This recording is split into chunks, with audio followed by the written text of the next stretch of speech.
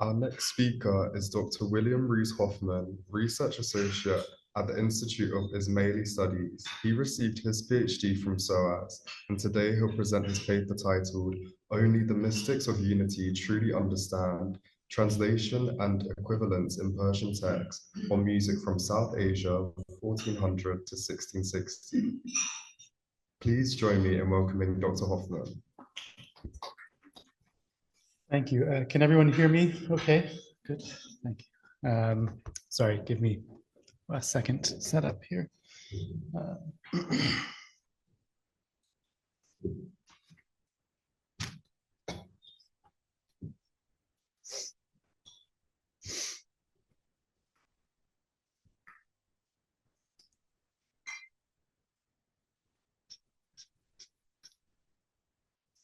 Great.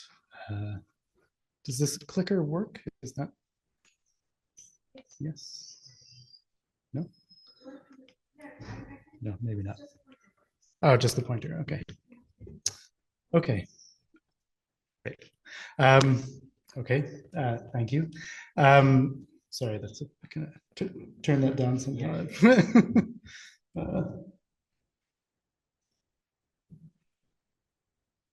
Hello, hello. Yes, is that okay? Okay. Sorry.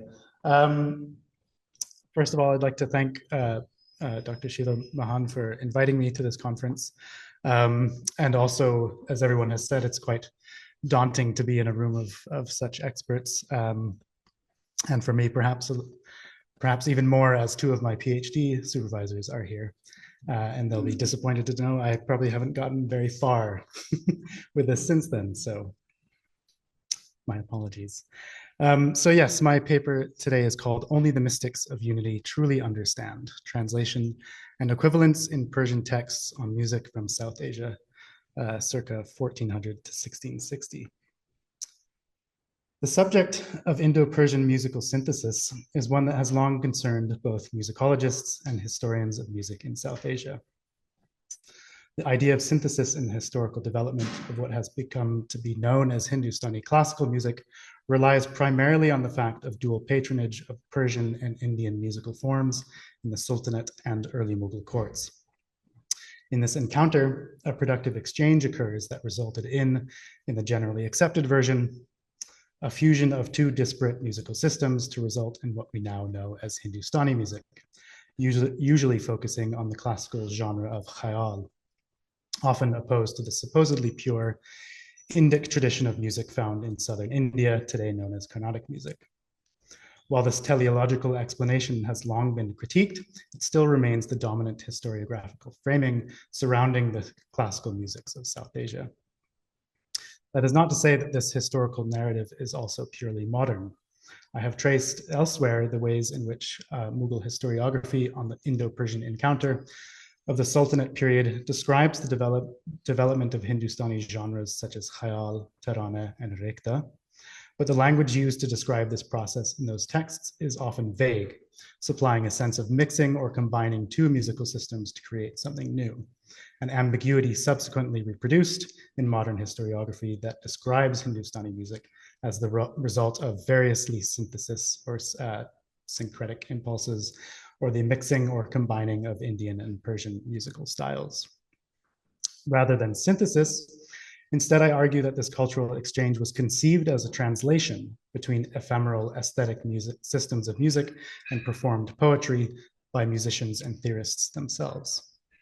Borrowing from scholarship on the production of early Hindi Sufi poetry in Persian script texts by Tony Stewart and Francesco Orsini, I examine the methods by which musicians and theorists sought the nearest quote, terms of equivalence, translating not through one-to-one formal equivalence, but strategies of refraction. In other words, seeking the nearest appropriate terms in order to move across modal systems, genres of verse, and aesthetics. My paper today draws in part on a previously published article exploring the epistemologies of music in Sultanate South Asia, as well as my forthcoming monograph, tentatively titled Amir Khusro and Sufi Ecologies of Song, South Asian musical traditions from the Sultanate to early Mughal periods. Here I will focus on the ways in which music theorists themselves sought to explain and seek complementary understanding of both Persian and Indian musical systems, based on the parda, maqam, and rag systems respectively, offering methods to move across parda and raga in the manner of seeking equivalences, not productive admixtures or synthetic fusions as such, as the historical narrative often tells us. It must be mentioned that the conceptions of both parda and rag amongst even theorists discussed here was often complementary and somewhat generic.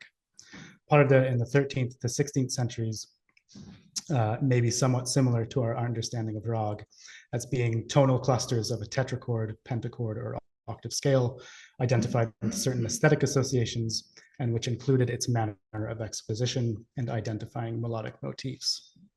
The fact that theorists often use the terms interchangeably illustrates a genericized conception. While the received historical narrative of the development of Hindustani music often focuses on the role of the 13th, 14th century Indo-Persian poet and musician Amir Khusro, we find little evidence in either his own writings or contemporary accounts of his life of the genre forms and rag parda admixtures ascribed to him. As I have discussed elsewhere, these attributions are primarily Mughal in origin. The musical knowledge displayed in his works points mainly to a developed understanding of the 12 parda system as described in Khorasan origin texts. For instance, his description of the organization of pardas in his compilation of epistolography, the Rasail al-Ijaz, mirrors parda nomenclature and modal relationships described by Muhammad ibn Mahmud ibn Muhammad Nishaburi in his 12th century Risale al-Musiqi and the Ashjar al-Asmar of Allah Munajim al-Bukhari. While it is impossible to tell if his musical knowledge derived from these texts specifically, or a practical knowledge of the performance of Persian music in Delhi and Multan based on the Khorasani tambur, given as well that both Nishapuri's and Allah Munajim's texts were based on more of performance practice than later Systematist texts. His work points primarily to a reception of Persian musical knowledge and less so of Indian systems. His contemporary Sufis and courtiers did, however, begin to write about methods of seeking equivalence between the two systems. For instance, Ziauddin Naqshbandi, who died in 1350, a fellow Chishti Sufi and a devotee of the Chishti saint of Nagaur and Rajasthan, Qazi Hamid Uddin Nagauri, wrote in his Tuti-Nama, "A man must know which are the primary pardas and how many pardas are derived from them, and the method by which some Hindavi pardas can be arranged into one Persian parda, and from which Persian pardas Hindavi pardas can be derived." The work, in which a talking parrot attempts to keep a nobleman's unfaithful wife at home each night while he is away, and which can largely be placed in a sort of larger genre of akhlaq or advice literature, was based both on the earlier Sanskrit work, the Sukha Saptati, and its initial Persian reworking, the Jawahir al-Asmar, composed in 1313 by Ahmad bin Sagri. Sagri, a secretary in the court of Alauddin Khilji, who reigned 1296 to 1316, had added a new section on Persian music, listing the 12 pardas, and recounting the origin of certain Indian ragas, the latter of which Naqshbandi expunged from his version. Clearly, however, Naqshbandi considered it required knowledge for the 14th century nobility of Delhi to know how to move between Indian and Persian musical systems. One of the first works to illustrate a developed system by which one might seek equivalences is a Majmua, a companion of poetry written for one of the earliest and shortest reigning Sharqi rulers of Jaunpur, sort of southeast of Delhi, Mubarak Shah, who reigned only from 1399 to 1402. And the text was produced at the very end of the 14th century. Compiled by one Saif Jam Haravi and identified by Arif No Shahi with the title Majmu'a Ye Lataif wa Safina Ye Zaraif, though I refer it more generally to as the Jaunpur Anthology, contains a small, somewhat cryptic section on music. The first part of the music section is a somewhat standard piece on iqa, or the theory of rhythm in Arabic. Following this, we have a list of pardas with rag counterparts and their division into scalar units termed bong, or one whole scalar unit, and neem bong, one half unit, and it's not necessary, it's not described, the sort of breadth of that unit. The division of 12 part of the system, of the 12 part of the system into these units can be traced to, again, to the 12th century Risale-i Muzafi of Nishaburi, though that text is also without any concrete description of their function. Furthermore, we unfortunately have no elaboration of these scalar units in either contemporary or later texts, and it has largely eluded modern scholars, though I gather that Owen has recently written an article on this. So Nishaburi's text simply presents this theory without context or explanation, and I'm not going to read out the whole thing. I've taken this from Mahadad Falazada's work on Persian writing on music. But essentially, you should know that the science of music consists of 18 bongs. First, the mode of Rast consists of 2 bong. Mukhalif Rast is 2 bong. Ma'deh is 2 bong. Iraq is 1.5 bong, and so on and so forth. Herawi, likewise, in his Jaunpur anthology, gives us no concrete information about these divisions. I would have included an image, but this was something that was online, digitized by the British Library, but because of the cyber attack, it's not available online anymore, so I can't provide you with an image of it, unfortunately. But Herawi only tells us, for instance, that Parda Rahavi is equivalent to Rag Lalit. So he kind of lists these on the page, one next to each other, and with either identifying them as having 1 bong or 2 bong, or etc. And tells us that Rahavi is equivalent to Rag Lalit and consists of 2 bongs and 1 neem bong, or half a bong. Herawi does this for nearly every part of the Rag equivalence. It is difficult without any further information to derive any concrete conclusions from this, and there's no explanatory text regarding these divisions. He just presents us with this list. So here for Parda Iraq, which Nishaburi has assigned 1.5 bong, Herawi lists Parda Iraq with 2 bong and 1 neem bong, along with, I guess, or to arrive at its equivalent Rag Malhar. So, and this is still something that I'm trying to work out, given the fact that there's very little explanatory information. Could mean that Malhar is equivalent to 2 scalar units and 1 half scalar unit of the modal entity of Iraq. Though Nishaburi never sets more than 2 whole scalar units, 2 bong, to any single part of the entity. Or it could be the other way around. By taking 2 whole scalar units and 1 half unit of Malhar, we reach Iraq. Unfortunately, without having any concrete definition of these terms, means we cannot be sure of their meaning. Based on their usage, a very tentative identification could point to bong denoting perhaps a pentachord, and neem bong, a tetrachord, similar in some ways to the modal division as utilized by Safiuddin or Mavi. But their undefined and varied usage within these 2 texts precludes any conclusion being made. So subsequent theoretical texts,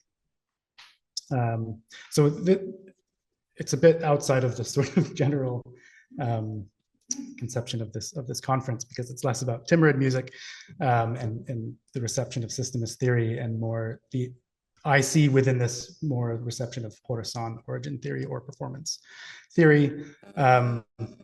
But subsequent theoretical texts did, of course, begin to just display the reception and a more distinct reception of systematist theory, but also paying some lip service to this Khorasan method of modal division. So, for instance, the Jawahir al-Ulum, compiled in 1539 by Qazi Samarkandi for the second Mughal emperor Humayun, contains sections on medicine, natural science, astronomy, ethics, and so on, and a short section on music. The Jawahir there's at least 3 extant copies in India and Pakistan, and represents one of the most significant scholarly contributions of Humayun's reign. Compiled while the author and its patron were still in Hindustan, The section on music serves as an extensive overview of then current Persian musical theory, making citations to Maraghi and Ormavi. Samarkandi also refers to the elusive bong system found in the earlier Khorasani works, though only in passing, mentioning that certain pardas were assigned 1 or 2 or 1.5 bong by previous theorists. The work does not, however, discuss Indian music, and nor does it attempt any comparison between the two systems, as had been done in earlier works. The bong and nimbong division of modes seem to have been jettisoned in Indian texts on Persian theory around this period. And I say this, although I also realize that I haven't yet had the opportunity to go fully through the Kashf al-Autar, which was, I think, produced in perhaps Akbar's time, as well as the Hidayat al-Najmat, although a very sort of cursory look through suggests it does not refer to these modal divisions as such. Although that said, the conception of parda or maqam as a group of notes or jam, perhaps not amounting to a full octave scale, is illustrated in the way that subsequent texts discussed equivalences. So, however, this imprecision in method being used to seek the equivalences between the two systems is a problem that unfortunately plagues all translational efforts subsequent to the Jaunpur anthology. Distinct efforts towards musical translation continued particularly during the Mughal period, such as that made by the theorist and courtier Pundarika Vitala, attached to the Kachwaha court in Rajasthan, and which was closely allied to the Mughals. Pundarika Vitala's Raga Manjari, composed between 1570 and 1575, was one of the first Sanskrit works to make equivalences between the two systems. And he includes, at the end of his treatise, a list of rags with their Parsi equivalences. So I've taken this from John Grieg's PhD thesis on Sanskrit works of musicology. So this is the list that he provides of those equivalences. He makes his case for his equivalences by describing, as he calls them, Parsi ragas, as being within their Indian equivalent, and fails to provide any definite description of how they are found. So, coming now to one of the most well-known treatises to discuss rag maqam equivalences, Baqiya Na'ini's Zamzama-ye Wahdat, which has been discussed previously to some extent by scholars such as Alexander Jumayev and Dilaram Karamat, and of course, Amir Hussain Pourjavadi. The Zamzama-ye Wahdat, or Chant of Unity, was composed circa 1654 and was completed during the reign of the Mughal emperor Shah Jahan, who reigned from 1628 to 1658. Composed by poet, musician, and theorist Mirza Beg bin Sayed Ali Husseini Isfahani, who goes by the takhalus Baqiya Na'ini. Na'ini is his takhalus. Na'ini had emigrated to Hindustan around 1614 during the reign of the previous emperor Jahangir, and traveled variously to Ajmer, the Deccan, Patna, and Benares in service of both Jahangir and Prince Khurram, who later became known as Shah Jahan.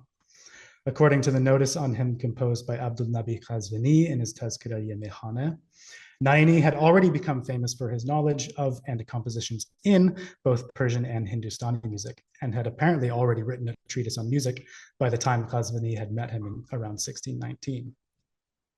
The treatise, as it has come down to us, featured discussions of both the Indian and Persian systems, bifurcated by this discussion on rag parda equivalences.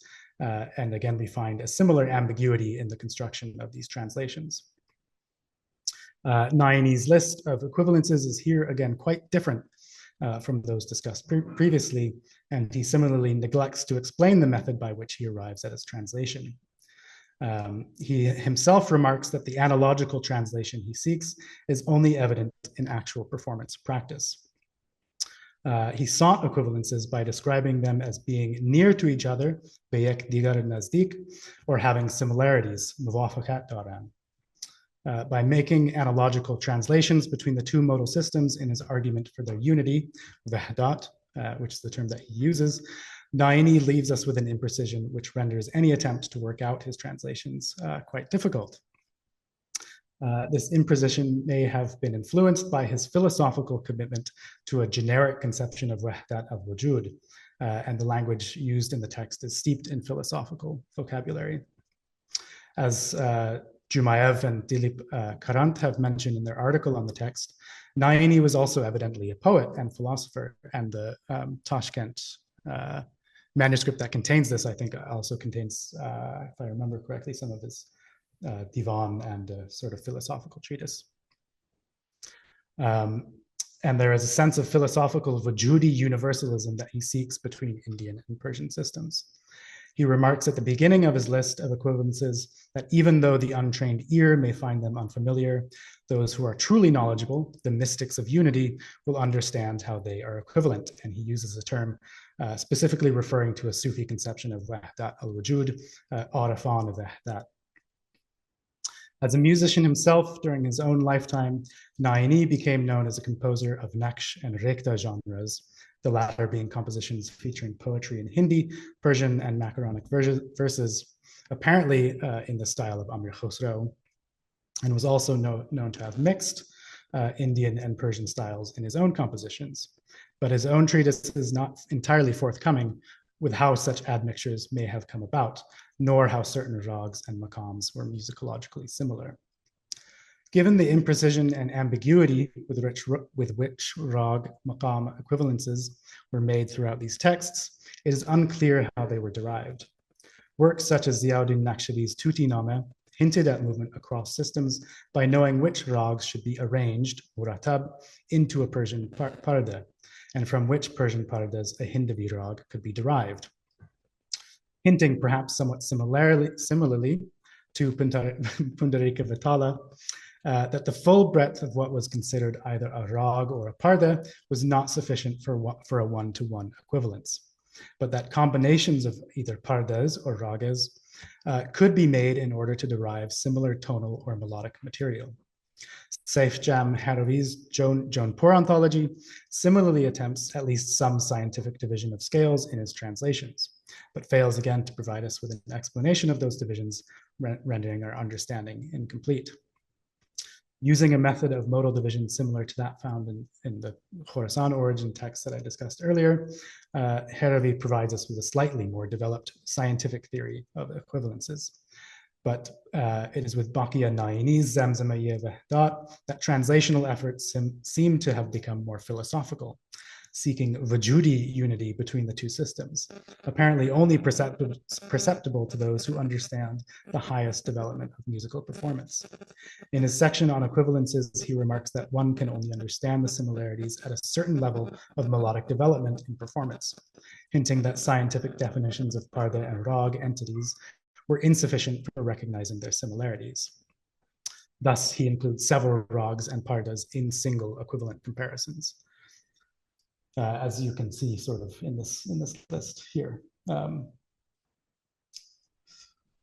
Although Na'ini became part of the historical narrative surrounding the mixing of Hindustani and Persian styles, and as has been pointed out by scholars such as Dilaram Karamat and Alexander Jumayev, his approach to the unity of two systems was largely predicated on philosophical terms. However, even works from the 14th century onwards, which did seek similar translations through decidedly more scientific methods, do not help to shed any great light on how these may have been conceived, not to mention that they produce widely different results. It is clear that any such translations between the two systems were approached with divergent methods, and that one-to-one equivalences were not made throughout these texts. Rather, if we are better able to understand the ways in which early modern theorists in Khorasan, Delhi, Jaunpur, and Rajasthan approached definitions of scales and modal entities, we might better understand how theorists and musicians sought to move between the two systems in practice.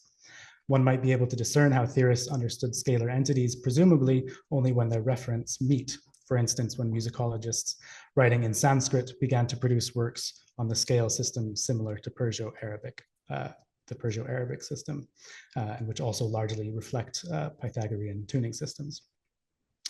Something we only arrive at in Sanskrit in the mid-16th century with Ramamatya's Swaramela Kalanidhi. And as such a work of actually working out these equivalences remains, but is something that I am hoping to continue working on. Thank you.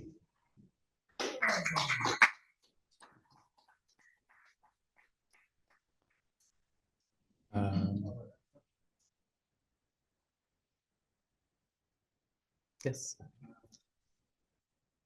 Yeah, I realized that you mentioned that the name of Babiya. Sorry, so I'm getting some feedback. Can you say that again? You mentioned as the real name of Baqiya Na'ini. Could you read that again?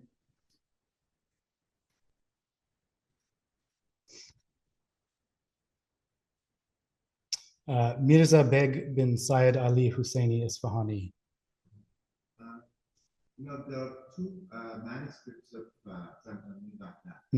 One is this one that you're showing here, which is the Persian manuscript. The other one was published by Arif Nashai. It's in Lahore, yes. But that one has taken part of this. The person has taken part of this and combined it with another musical treatise, which is I don't remember exactly what it was, but and he puts his name on it. So okay.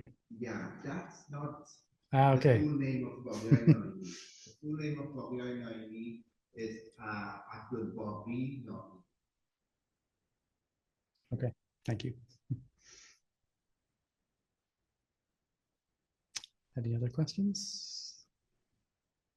Okay, thank you.